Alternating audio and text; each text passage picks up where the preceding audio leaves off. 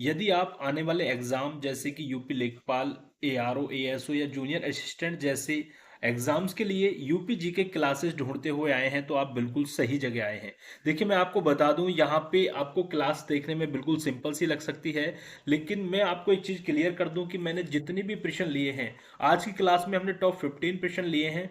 और वे प्रश्न आपके यूपी पीसीएस प्री और मेंस जैसे एग्जाम और आपके आरओ और यूडीए एलडीए जैसी जो पूर्व परीक्षाएं हुई हैं उनमें पूछे गए ये प्रश्न हैं। तो मतलब कहने का ये है कि लास्ट तक वीडियो को देखिएगा, क्योंकि डेली हम शाम 6 बजे 5 से 6 मिनट के अंतर्गत टॉप 15 एमसीक्यूज को यहाँ पे कवर कर लेते हैं, जो कि आपके आने वाले एग्जाम्स की दृष्टि से बहुत ही ज्यादा इंपॉर्टेंट हो जाते हैं। तो चलिए बिना वक्त गवाए वीडियो को शुरू करते हैं और बढ़ते हैं पहले प्रश्न की तरफ। पहला प्रश्न क्या है कि गंगा नदी उत्तर प्रदेश के किस जनपद से राज्य में प्रवेश करती है? उत्तर प्रदेश के किस जनपद से राज्य में प्रवेश करती है? सहारनपुर, मेरठ, बिजनौर या बलिया?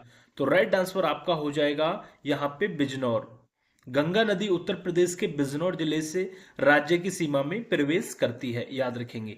ठीक है, आगे बढ़ते हैं दोस्तों। एक चीज और यहाँ पे मैं आपको बता दूं कि आप साथ के साथ ये और यहाँ पे कंफर्म करते रहिएगा कि आपका कौन सा आंसर जो है सही है। या तो आप कमेंट करते रहिएगा या आप अपने मन में सोचते रहिएगा लास्ट में, क्योंकि हमें आपको बताना कि आप 15 में से कितने प्रश्न आप सही कर पाते हैं। चलिए, जिससे आपको पता चल जाएगा कि आपकी तैयारी किस दिशा में चल रही है। दूसरा प्रश्न है कि उत्तर प्रदेश की सबसे लंबी नहर निम्नलिखित में से कौन सी है? ऊपरी गंगा नहर, यमुना नहर, शारदा नहर या केन नहर? तो राइट आंसर आपका क्या हो जाएगा? शारदा नहर। शारदा नहर उत्तर प्रदेश की सबसे बड़ी और लंबी नहर प्रणाली है, ये आप याद रखेंगे। चलिए आगे बढ़ते हैं प्रश्न नंबर थर्ड की तरफ। उत्तर प्रदेश में सिंचाई का सबसे बड़ा स्रोत क्या है? कुआं है, तालाब है, नलकूप है जिसको ट्यूबवेल बोलते हैं, या नहर है? बताइए, उत्तर प्रदेश में सिंचाई का सबसे बड़ा स्रोत की यदि हम बात करें तो राइट आंसर हो जाएगा आपका ट्यूबवेल, नलकूप। ठीक है, याद रखेंगे। आगे बढ़ते हैं प्रश्न नंबर 4 की तरफ। रानी लक्ष्मीबाई बांध परियोजना किस नदी पर निर्मित है? ऑप्शन ए है रिहंद नदी, ऑप्शन बी है केन नदी, ऑप्शन सी है यमुना नदी, ऑप्शन डी है बेतवा नदी। तो राइट आंसर आपका क्या हो जाएगा? बेतवा नदी पर है। ठीक है, रानी लक्ष्मीबाई जो है बांध परियोजना है वो आपकी बेतवा नदी पर है, जो कि ललितपुर जिले में स्थित है। ये भी आप याद रखेंगे। आगे बढ़ते हैं प्रश्न नंबर 5 की तरफ। उत्तर प्रदेश में सस्य जलवायु क्षेत्र एग्रो क्लाइमेट जोन्स की कुल संख्या कितनी है? देखिए मोस्ट इंपोर्टेंट प्रश्न है, और अक्सर ऐसे प्रश्न दोस्तों परीक्षा में गलत हो जाया करते हैं, क्योंकि ये सीधे पूछे जाते हैं और ये यहाँ पे नंबरिंग हमें याद नहीं रहती, तो इस पर ज्यादा ध्यान देना है।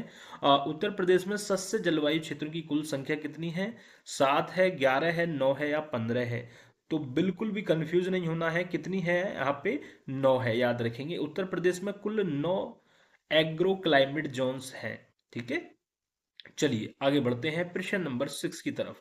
अब तक यदि आपको वीडियो अच्छी लग रही हो तो वीडियो को लाइक कर दीजिए और शेयर करना तो बिल्कुल ही भी मत भूलिएगा। चलिए प्रश्न नंबर 6 की तरफ बढ़ते हैं कि उत्तर प्रदेश का कौन सा जिला आंवले का सर्वाधिक उत्पादन करता है? ये प्रश्न आपने, यदि आप यूपी के एग्जाम देते हैं तो कहीं देखा जरूर होगा। चलिए, उत्तर प्रदेश का कौन सा जिला आंवले का सर्वाधिक उत्पादन करता है? अयोध्या, प्रतापगढ़, रायबरेली, सुल्तानपुर?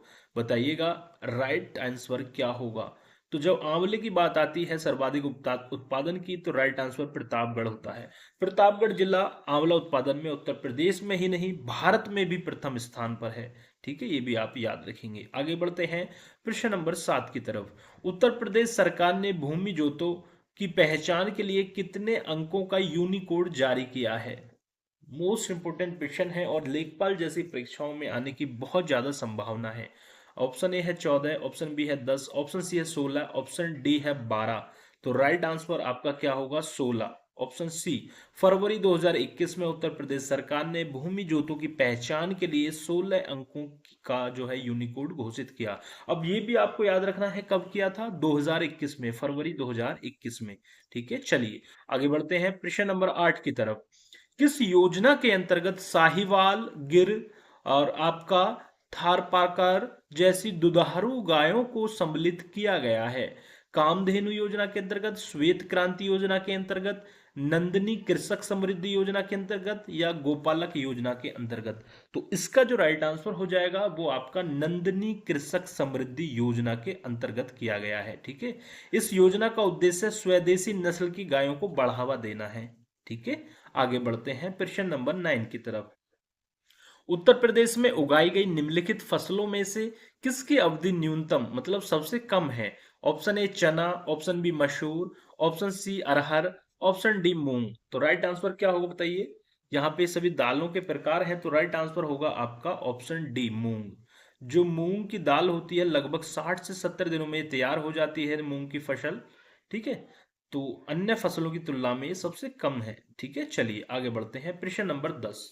उत्तर प्रदेश के किस क्षेत्र को हरित क्रांति का साक्षी माना जाता है? उत्तर प्रदेश के किस क्षेत्र को हरित क्रांति का साक्षी माना जाता है? अवध क्षेत्र को, पश्चिमी उत्तर प्रदेश को, बुंदेलखंड को या पूर्वी उत्तर प्रदेश को?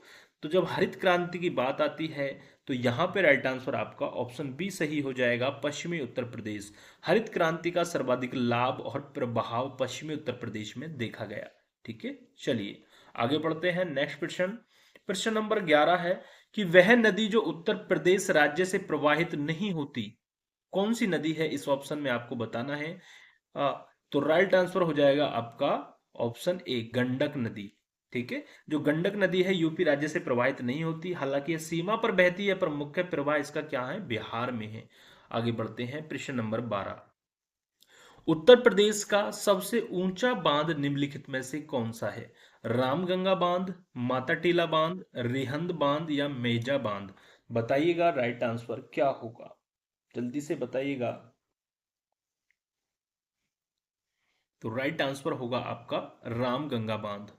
रामगंगा बांध उत्तर प्रदेश का सबसे ऊंचा बांध है। ठीक है, आगे बढ़ते हैं प्रश्न नंबर 13। निम्नलिखित में से कौन सा उत्पाद और उसका जिला सही सुमेलित है? ये आपको बताना है यहाँ पे। बाकी तीन यहाँ पे गलत हैं, एक यहाँ पे सही सुमेलित है, ये आपको ढूंढना है कौन सा। प्याज मैनपुरी, लहसुन गाजीपुर, हल्दी ललितपुर, मिर्च देवरिया। तो राइट आंसर आपका हो जाएगा ऑप्शन सी हल्दी ललितपुर। ठीक है, उत्तर प्रदेश के ललितपुर जिले में हल्दी का उत्पादन प्रमुखता से होता है। बात करें प्याज और लहसुन की, ये आपको दोस्तों कमेंट करके हमें बताना है। प्याज की यदि हम बात करें तो गाजीपुर। ठीक है, प्याज की बात करें तो गाजीपुर, और लहसुन की यदि हम बात करें तो मैनपुरी हो जाएगा। ठीक है, आगे बढ़ते हैं प्रश्न नंबर 14। उत्तर प्रदेश के किस क्षेत्र में ट्यूबवेल मतलब नलकूप सिंचाई का घनत्व सर्वाधिक है? तो बुंदेलखंड, मध्य प्रदेश, पश्चिमी क्षेत्र या पूर्वी क्षेत्र? तो याद रखना ऑप्शन सी राइट आंसर होगा पश्चिमी क्षेत्र। पश्चिमी जो जो है उत्तर प्रदेश है में नलकूपों द्वारा सिंचाई सबसे अधिक और विकसित और सघन है। आगे बढ़ते हैं, लास्ट प्रश्न है और मोस्ट इंपोर्टेंट प्रश्न है कि भारत में दूध और गन्ना उत्पादन में उत्तर प्रदेश का कौन सा स्थान है? दूसरा, प्रथम, तृतीय या चतुर्थ? तो याद रखना प्रथम स्थान है दूध और गन्ना का। ठीक है, ऑप्शन बी यहाँ पे राइट आंसर होगा। तो ये थे टॉप 15 प्रश्न आज की इस क्लास में। कितने प्रश्न आपके सही हुए ये हमें कमेंट करके बताना कि 15 में से 13 सही हुए, 15 के 15 सही हुए, 10 सही हुए।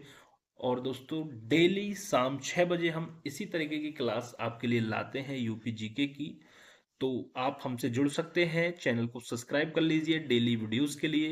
वीडियो अच्छी लगी हो तो वीडियो को लाइक कर दीजिए और उन सभी भाई बहनों तक, दोस्तों तक इस वीडियो को शेयर कीजिएगा जो यूपी एग्जाम्स की तैयारी करते हैं।